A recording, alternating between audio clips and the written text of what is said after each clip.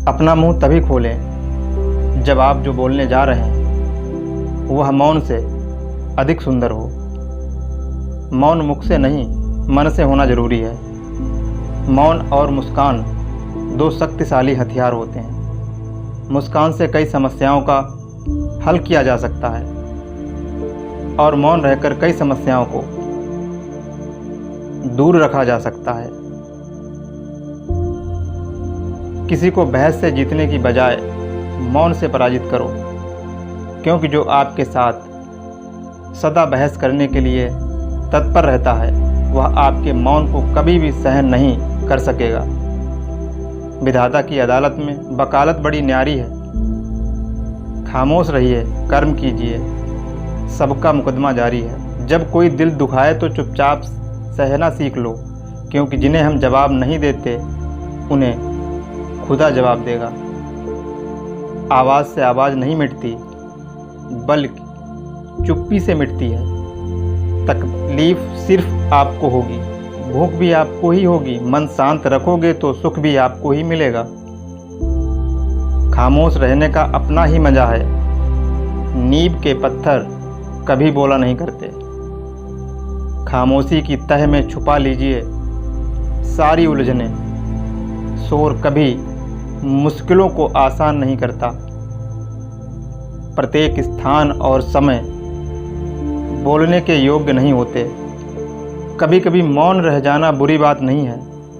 कभी कभी मौन रह जाना सबसे तीखी आलोचना होती है। कोई सहारा करे या निंदा, लाभ तुम्हारा ही है, क्योंकि प्रशंसा प्रेरणा देती है और निंदा सुधरने का और सावधान होने का अवसर। दुर्घटना जब ही घटती है जब सावधानी हटती है। हर परिस्थिति में हमेशा शांत रहें। जीवन में खुद को बहुत मजबूत पाएंगे, क्योंकि लोहा ठंडा रहने पर ही मजबूत होता है। गर्म होने पर तो उसे किसी भी आकार में ढाल दिया जाता है।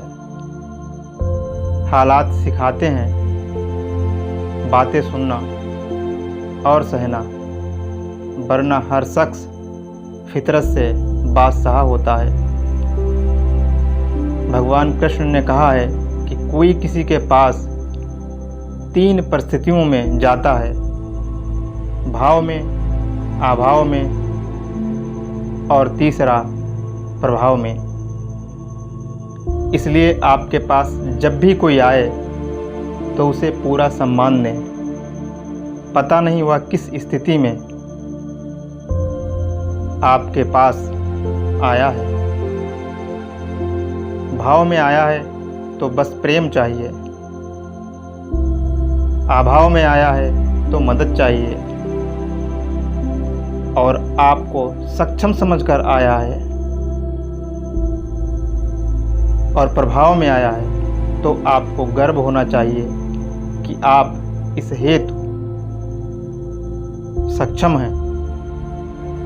तो उसका तिरस्कार ना करें।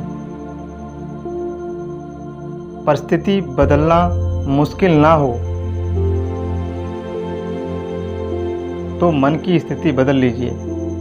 सब कुछ अपने आप बदल जाएगा।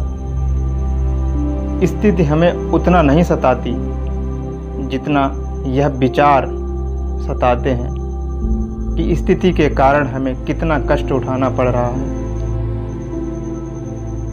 पहले तो इच्छाएं पूरी नहीं होती हैं, और अगर इच्छाएं पूरी भी होती हैं